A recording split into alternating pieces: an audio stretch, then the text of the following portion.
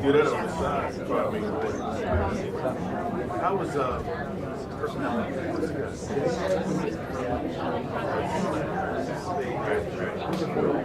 Good.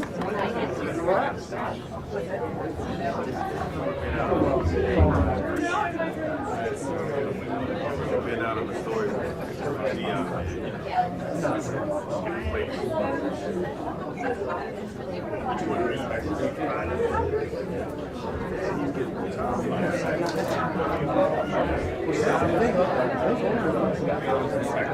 Starting when I was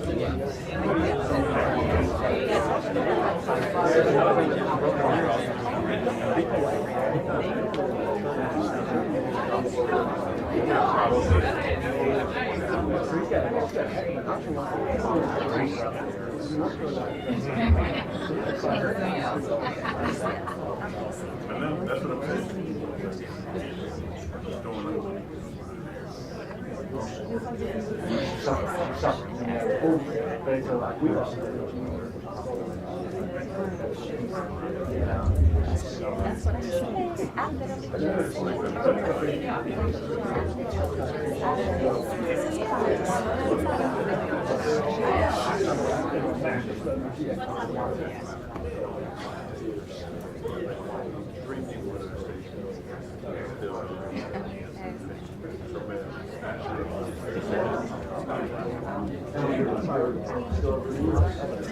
I'm just trying to make sure I know how this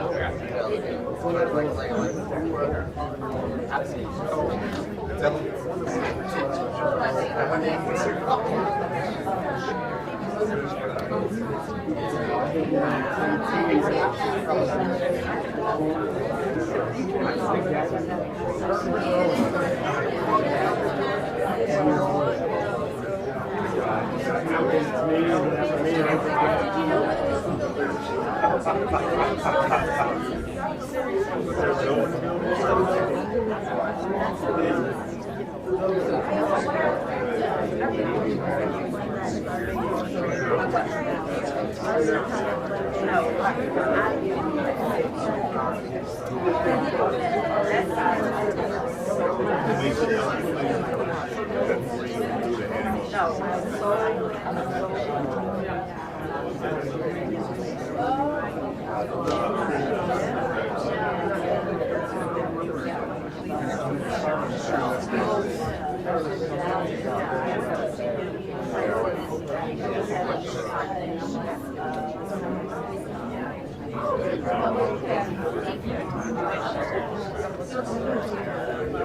But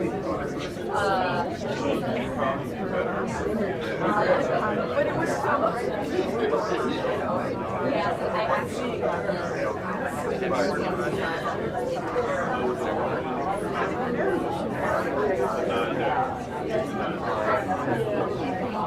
I worked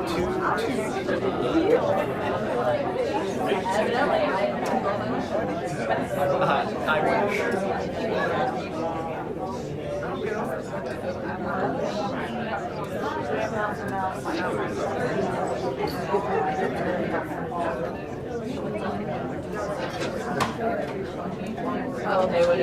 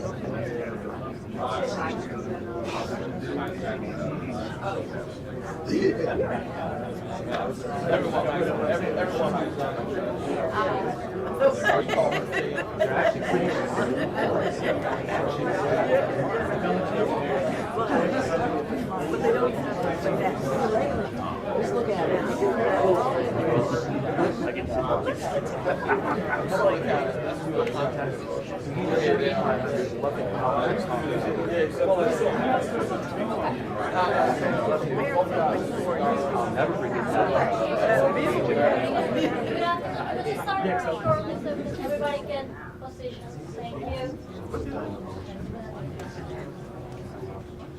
Russell Kramer, he's still around.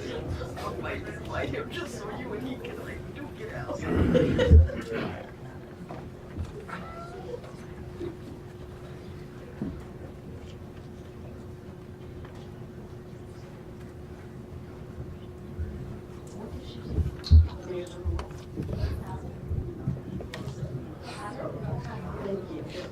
Colin?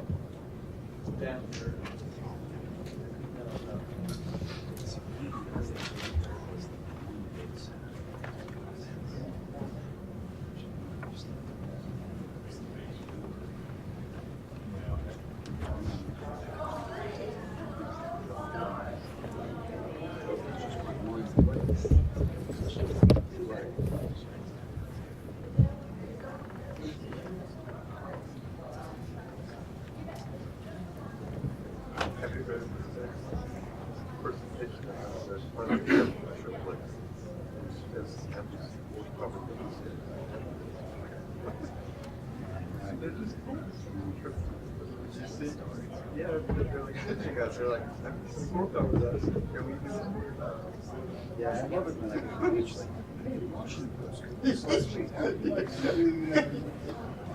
nothing more.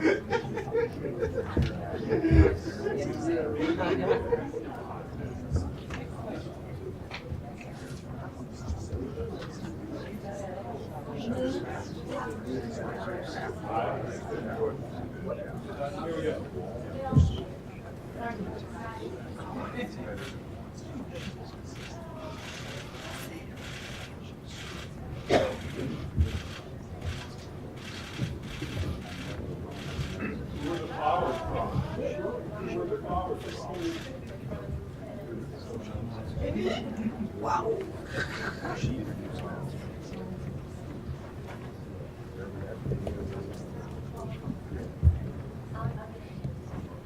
Lindsay, you can do all the sound here as well. Thank you.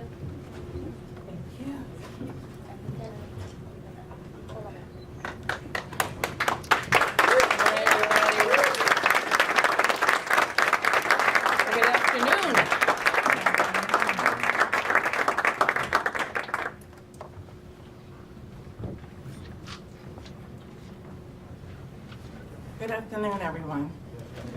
It's great to see all the beautiful faces in the room. I would like to present and introduce a phenomenal and amazing woman, our mayor, Muriel Bowser. Thank you. So good afternoon, everybody, and I want to thank Lieutenant Jackson, and I want to thank her as a representative of the 37,000 people who work for us in DC government, who are at your service. And I also especially want to thank DC residents, all the DC residents who came out to vote yesterday. Give them a big round of applause. And I also spent some time last evening in my remarks congratulating all the winners in our races last night, from our Congresswoman, the chairman of the council, as well as the next Attorney General for the District of Columbia, and all of the council members who were successful in their races. We've all, I know that I did, went through an interview process with DC residents, mine for nearly 8 months this time, and I learned a great deal. I heard their challenges, their concerns, their best wishes, their big ideas. We were grateful to advance from the primary, and even more grateful that I have the opportunity to serve for a third term as mayor of the most dynamic city in the world. I want to especially acknowledge members of my team who have stuck together through unprecedented times. None of us could have expected COVID, Donald Trump, a racial unreckoning, an economic crisis, but I have to say how proud I am that they've all stepped up to the plate. I am grateful to DC residents for putting their trust in me and their trust in our team. We spent, as I recall last night, in 2014, we made promises for a fresh start. In 2018, promises to ensure that we were doing everything possible that DC residents got a fair shot. And now this time, we are charged with leading the city's comeback. We are highly energized and focused, and we're also very focused on how to make DC a city that we can all be proud of, a city where we expand our democracy, no matter what happens in the Congress, where we're focused on ending gun violence that is destroying families and upending communities. But we're also focused on reimagining our downtown in our corridors, investing in our middle class, and getting young people back on track, and continuing to plan to make us the most resilient city that we can. So we've learned a lot in doing this work together, and we are going to continue to focus on the big ideas that get us there. And that is really the focus of what this next period is, and that's the transition to our third term. We're going to be asking our team, we're going to be asking DC residents, we're going to be asking our stakeholders to make sure that as we ask ourselves the big questions that I just laid out, that we're also exploring the big ideas. One big idea that we have been proud of, that early in my tenure, we made the promise to end family homelessness, to close DC General, and to build short-term family housing all across the city. And because the idea was big and the energy was strong and our commitment was relentless, we've been able to do all of those things. The same was true for building a hospital, and the same is true for making sure that we finish some projects that were started and stopped again, but we're able to deliver, like Skyland in Ward 7.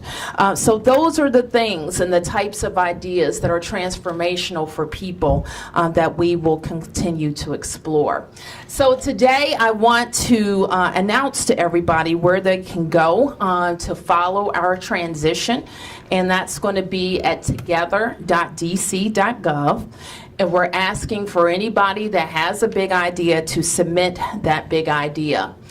Later in the month, we'll all get together for a summit where we will discuss in person and through various means how you can submit those ideas and work with the leaders who will help us get there. So that's together.dc.gov. And a very big part of what we will be talking about during our transition as well is joining us.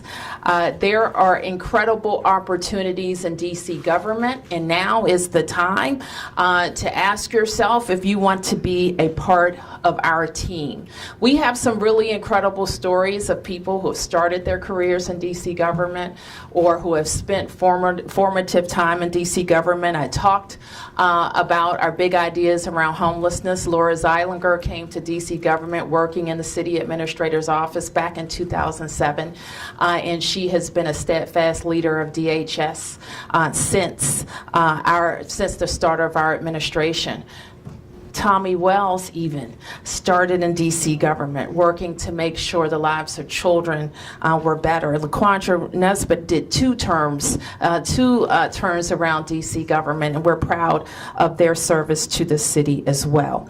So we will be airing short videos on social media and even on the airwaves to let people in DC and elsewhere know that we want people who like to work a lot. Now, we do like to work a lot here. We do have big ideas, but we're also a government that works with 13 members of the council that can turn a big idea, put it into writing, get it in a budget, get it funded, and get it implemented in one budget cycle. That is what is so exciting about working for DC government. So I have a couple of announcements that I also want to make in addition to together.dc.gov. I will impanel a transition team to help us with this work, focused on people, focused on our big ideas, focused on our organization, and how we on January 2nd will hit the ground running again for our third term. I have tapped two incredible leaders who know DC government inside and out to help me lead this effort. First is Tommy Wells, who is the director of the District Department of the Environment, Energy and the Environment. Tommy has told me that he wants to seek other opportunities, and before I let him go completely, we want him to help lead the transition team. LaQuandra Nesbitt, as I have mentioned, will co-chair with Tommy, and LaQuandra has most recently served as the director of DC Health. So I'm looking forward to them working with our policy team, and our policy team is going to be led by the Assistant City Administrator, Lindsay Parker. And so I want to thank Lindsay for her work. There are going to be several members of our agencies who support the work of the transition team and help us, again, focus on people and big ideas, our organization, and how to hit the ground running on December 2nd. I will also ask members of the community to serve on the transition team. And before you ask me, I haven't completed my calls to them, and so as soon as we do, I will be issuing an announcement about those serving on the transition team. So I also have another very special announcement to make. And I'm always pleased when members of my team who have served with distinction, who have big ideas and energy, have an opportunity to expand their portfolios and their reach into the community. And this woman is one of them, LaToya Foster. Today, I am pleased to name LaToya as the next director of the Office of Cable Television, Film, Music, and Entertainment.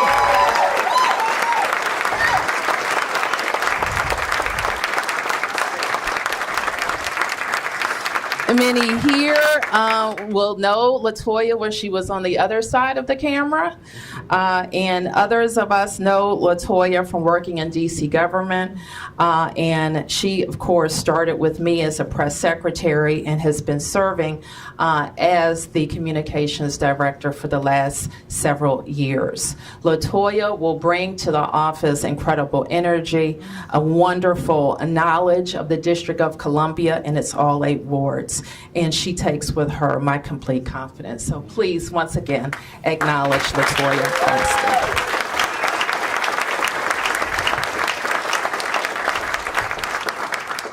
So with that, we can answer a few questions. Directors, you join me if there are any questions? Questions? Yes. Mayor Bowser, I think you told us that Director Wells is leaving your administration. I told you he's no longer going to be the director of DOEE. Okay, so can you tell us when that happens, and have you had any other of your cabinet members tell you that they'll be leaving after this term? No, I haven't. Okay, and so when does Director Wells stop being Director Wells, and what's going to happen there? Have you got any thoughts on? Well, we have, and I should note, and if the team would go back to the schedule of events, I think I missed saying that we're going to have a number of opportunities for people to find out about opportunities in DC government. So you can check our websites where we should have posted the announcement for the DOEE director. LaToya's position will post as well for communications director, and there will be others. I should also mention that part of the work of our transition team will be to sit down with every member of the cabinet in a transition interview process where our cabinet members will be talking about their big ideas, the challenges in their agencies, and how we're going to tackle them in the next 4 years.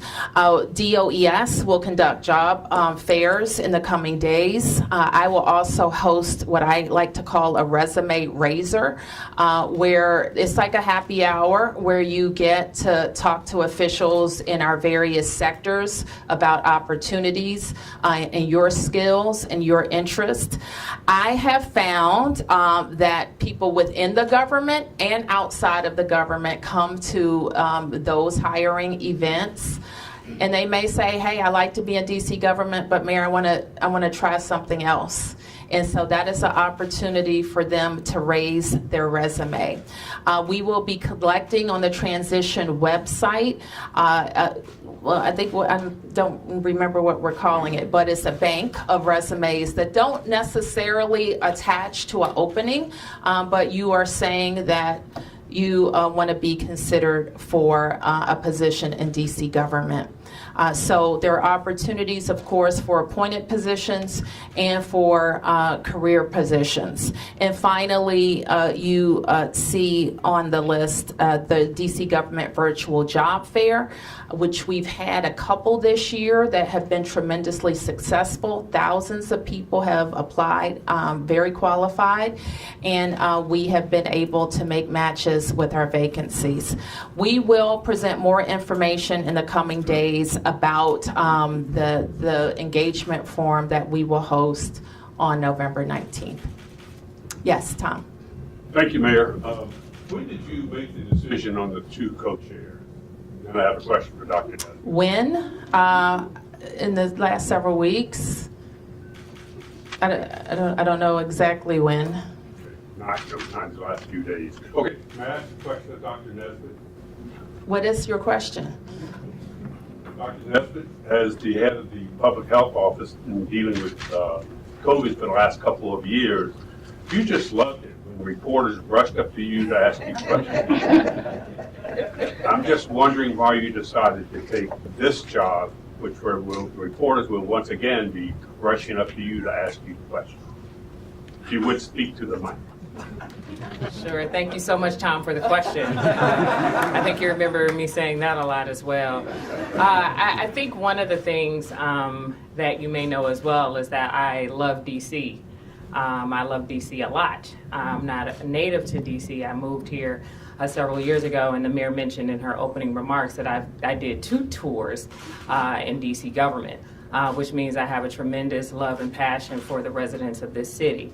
And I have commented on previous occasions that it has been one of the biggest honors of my life and my career to have served in the Bowser administration. And so in my conversations with the mayor and my decision to transition out of DC government, one of the things she said to me was, well, there'll be other opportunities for you to serve as I think of them. So I didn't hesitate when we had a conversation about ways that I could be supportive of her transition and thinking about the district's comeback to be able to be of service in this regard. So any way that I can be supportive of the mayor and in any way that I can serve the residents of the District of Columbia, I'm happy to do so. And could we also just hear from the other co-chair? Say something quotable. Well, as the mayor said, I'm not a stranger to DC government.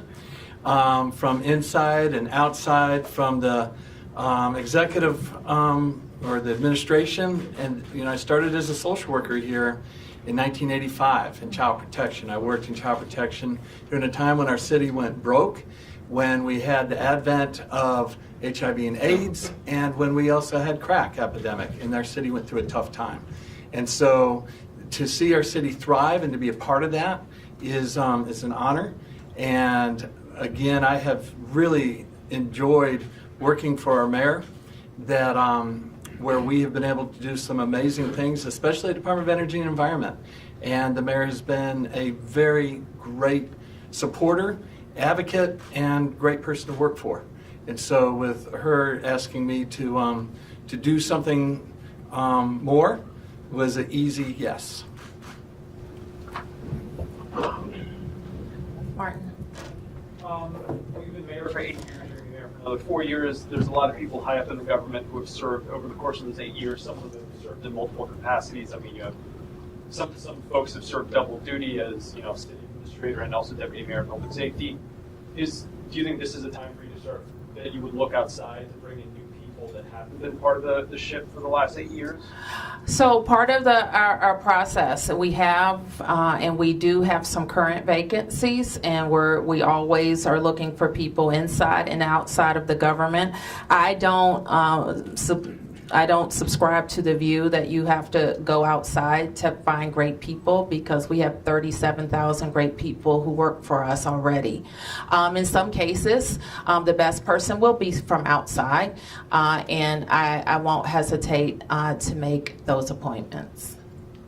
Yes? Chair Bowser, a few questions. One is, what do you hope to do differently with this third term? Well, I talked already about what I think the big questions are that are facing us. How do we make sure that we are defending and growing our democracy right here? How are we focused on any and all strategies that work to end gun violence in our city? How are we catching our kids up, reimagining our downtown, making sure that we're protecting our middle class, growing the middle class in the district, and looking at all of the things related to health and transportation and sustainability that will help us build a resilient city of the future. So those are a few ways to talk about the work we're going to do. And Initiative 82 passed overwhelmingly. What are your thoughts on that, and how do you guarantee that the will of the voters won't be overturned this time around? Well, I think it was an overwhelming vote. I must confess, I know the issue, and I know the issue inside and out, but when I read it on the ballot, I was quite confused by it. So I think there's and what we would be willing to do is partner with industry to facilitate conversations to ensure that there is robust public education around the issue. And then last question for you here from me for now is on the crime portion, juvenile crime especially. We've had some recent incidents again involving even younger and younger kids. For example, the shooting of the Commanders running back involved a 15-year-old who was 14 at the time of the shooting. He was one of 2 teens arrested. what are you looking at differently in terms of? We're looking at everything related to juvenile crime. In fact, yesterday we had a meeting. The city administrator convened a meeting on election day that was a robust discussion from all of our agencies that touch kids about what changes we need right now or what changes we need in the coming days and months. And so we're going to continue those robust conversations. And again, anything and everything that can work, we're gonna implement. Yes, Sam. Yes, Mayor. Still on juvenile crime. First, congratulations. Thank you. Victory. Congratulations to Toya. She's the best communications director ever. Thank you. But anyway, looking at this issue of kids, I just got a call. There's some shooting involving kids over at Idea Public Charter School. There's a vigil tonight for a 15-year-old who was shot in 7th and N. And then I heard that the rec center at 7th and O, the Kennedy Rec Center, has been closed down since before COVID. How does that happen when you have a situation like this and the city is letting rec centers lie fallow? I wouldn't reduce the very complicated situation of violent crime among juveniles to the status of Kennedy Rec Center. I think we would be a lot of issues. We might be. And as I understand it, Why close a rec center when you got a problem like this? That's the question. I don't know the specifics around Kennedy Rec Center. As I recall, though, from some emails, I think the hours have been restored at Kennedy Rec Center, but let me get back to you on that. Yes, Michael. I wanted to ask you about your take on national politics. How do you feel like last night's congressional election shapes the chances of DC making progress on independence issues like parole or the National Guard? Well, I think we all woke up this morning, the Democrats did, very pleased that the red wave or the wipeout or however you want to call it so far hasn't happened. I think we don't know still what's going to happen in the House or the Senate for that matter. But our approach to governing doesn't change. We have I have now worked with 3 different presidents in various iterations of control in the Congress. So we are very straightforward in educating members of the Congress about who we are, who we're not. We pay our own way, we take care of ourselves, and we just need them to stay out of our business. We will continue to push. There's still time for our friends in Congress to advance DC priorities right now. Well, they have control over all 3. We know there's judges at stake, there's federal lands at stake, and of course, a vote on statehood could still happen. So we will continue that push during this period, and should things change, we will approach working with the Congress the way we always have. Delia. 2 questions, Mayor. Initiative 82 and on youth violence, I'll start with that first. I spoke to a coordinator of some of your violence interrupters who said 90% of the young people that they're dealing with suffering from homelessness, substance abuse, and mental health issues. Not certain, though, and not convinced that the city has a plan to actually address those issues and get to the root problem. Well, I don't know who gave you those statistics, so I'm not going to comment on them. Have you communicated your plan to the people who are on the ground working to stop the violence on the streets, and what new initiatives or new tactics do you have moving into the next one? Well, I think I just answered that question,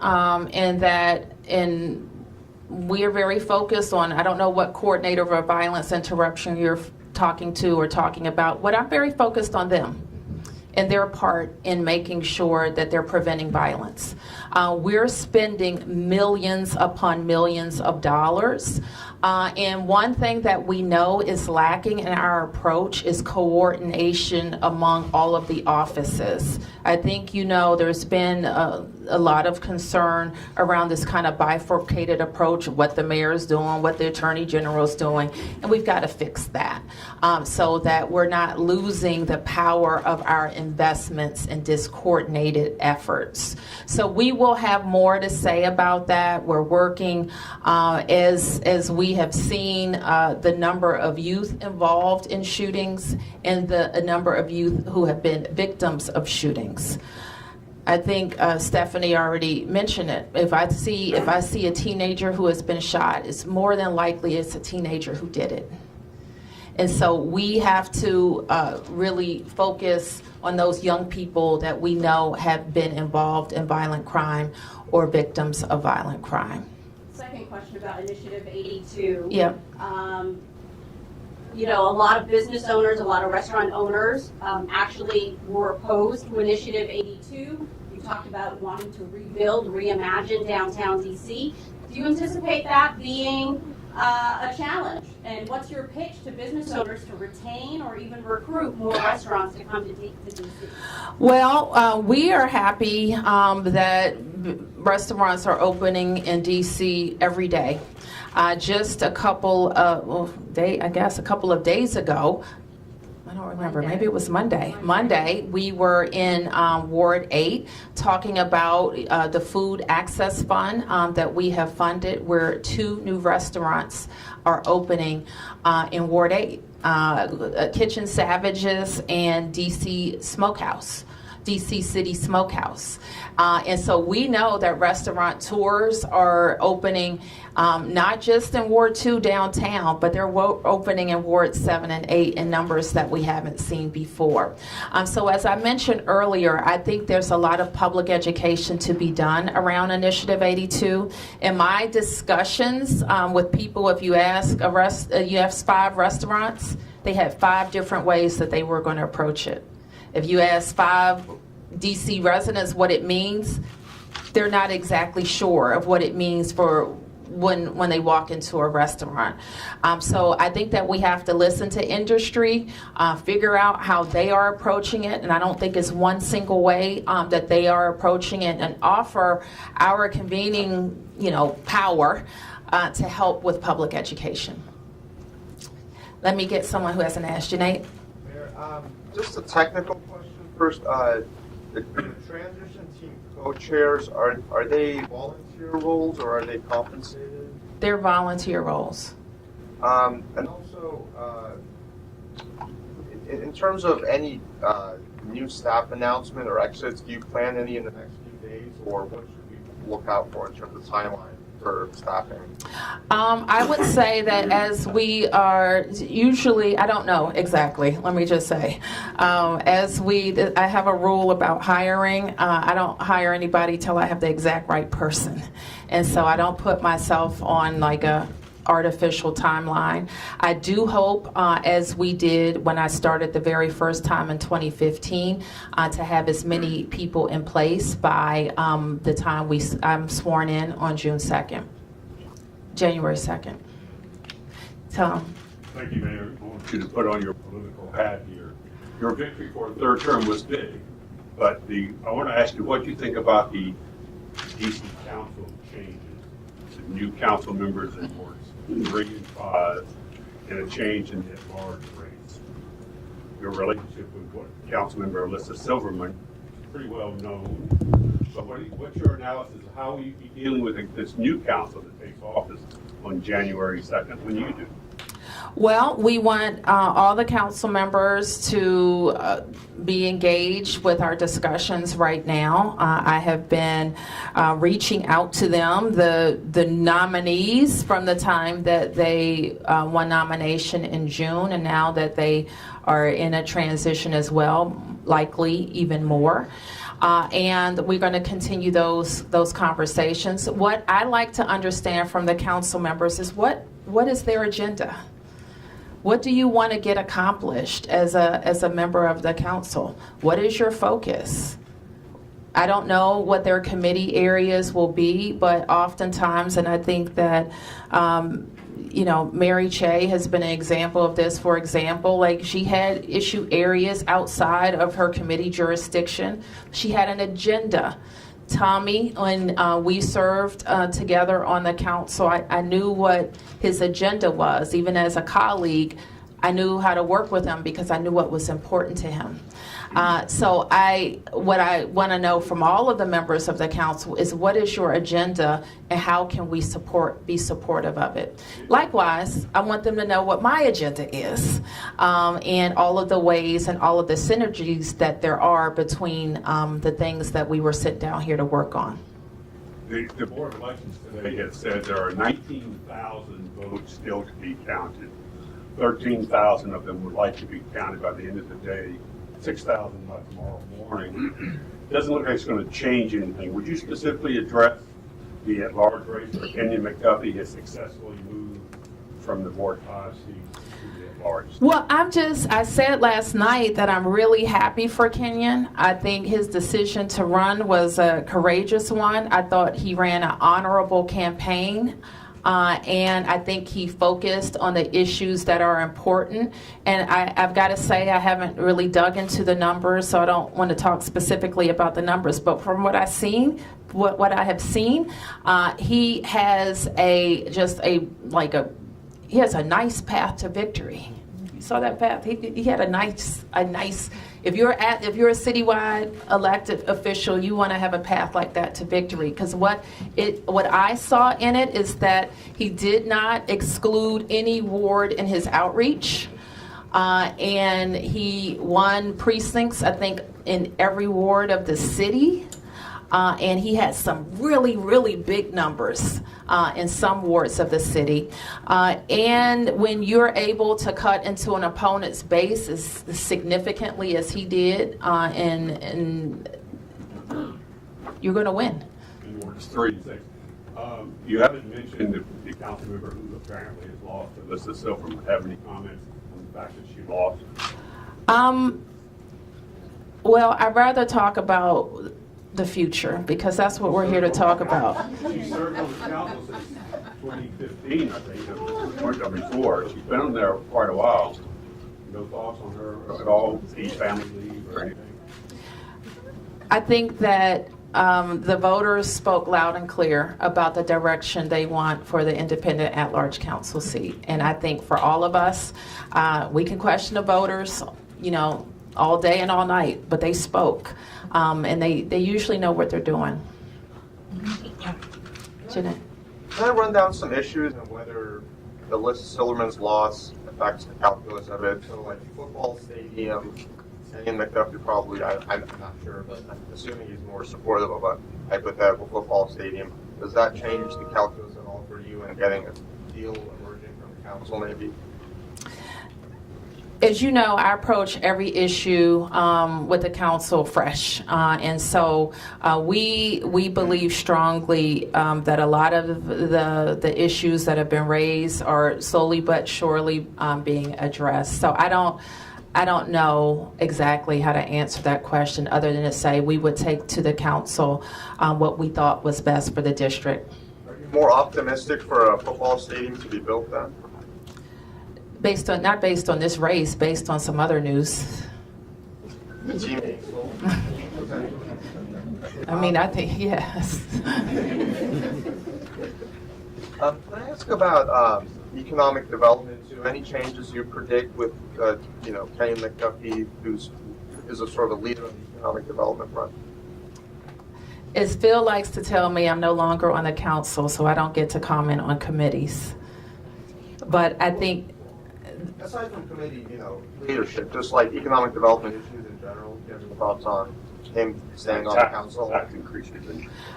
I think that he has demonstrated a balanced approach to dealing with how we get development. And let's be clear about what it means to get development.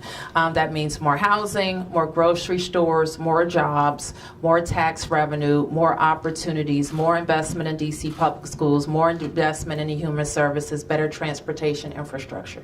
So it's all in there together. And I do think it's important to have balance on the council when you are considering how you're bringing your city back, which is going to take and require the need to attract more employers and more jobs. So I think that the council member McDuffie has demonstrated a willingness to be balanced and to listen.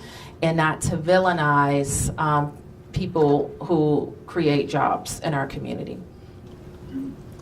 Yes, sir. How are you bracing for what looks like a Republican controlled House at least that might want to come in and sort of just question some of your policies and score some points with their criticism of the direction you've taken the city over the years that they might not agree with?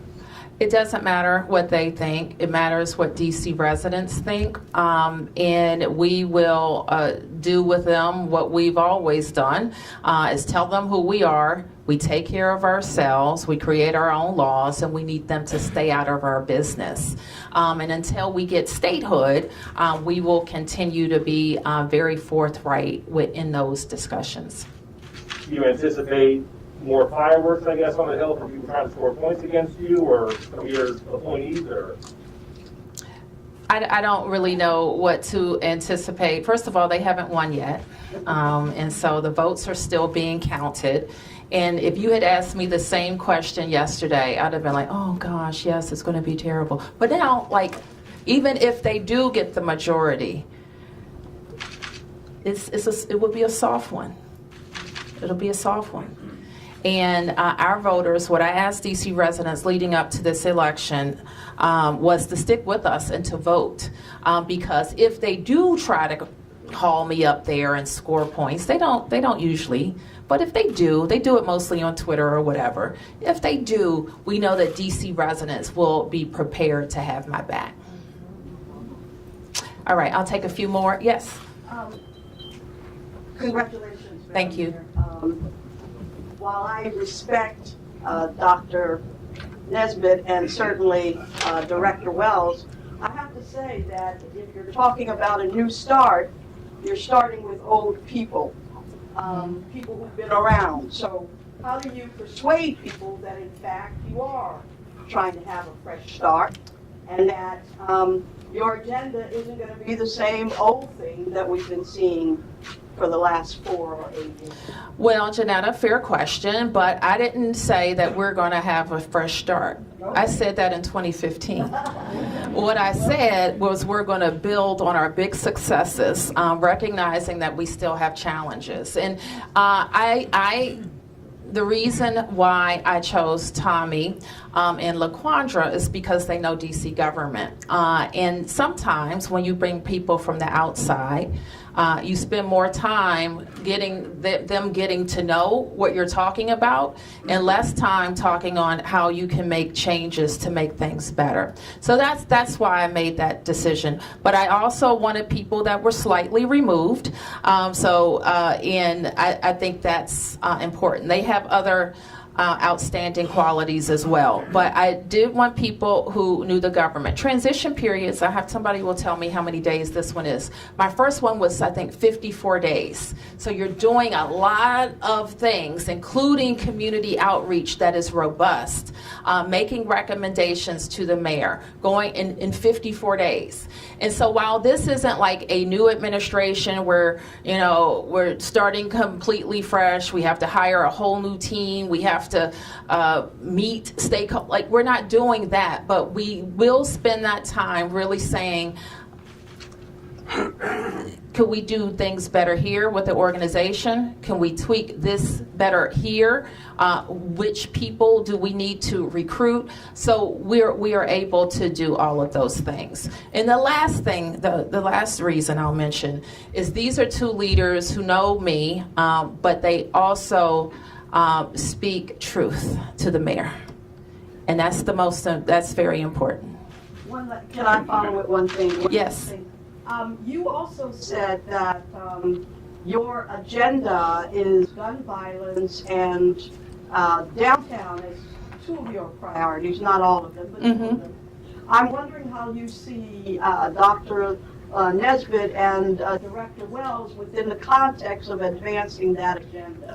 Well, I think that they will help us. Dr. Nesbitt, for example, led one of our earlier committees on Safer, Stronger DC. and a lot of the work that we do around gun violence is rooted in public health. So I actually think she's going to add a lot.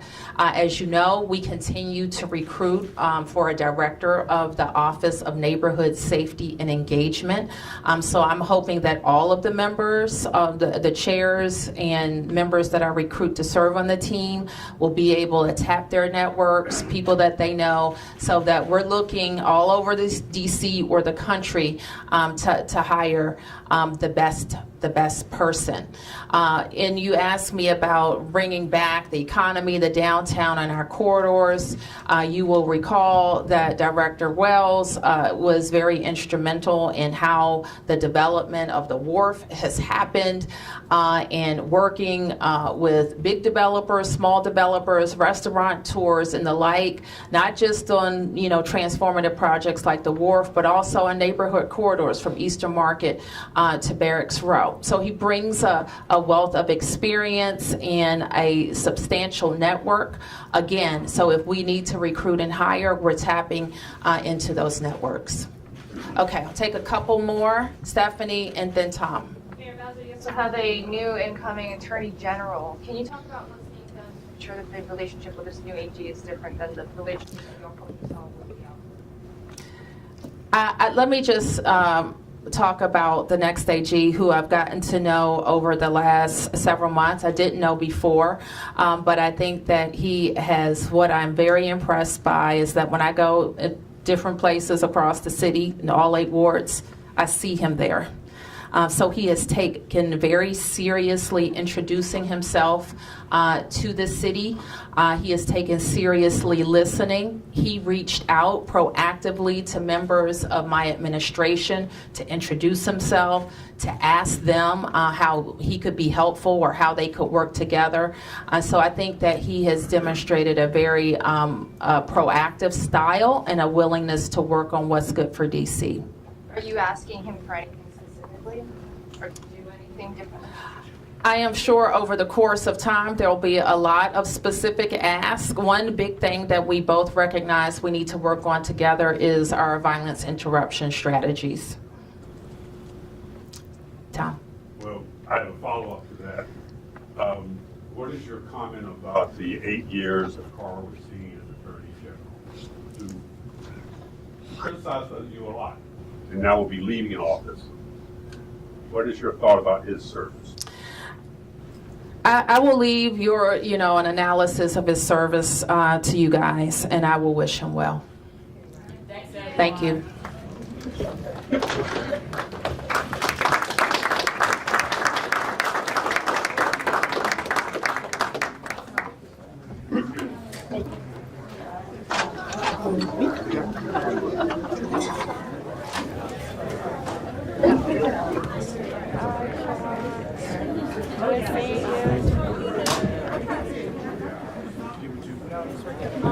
you.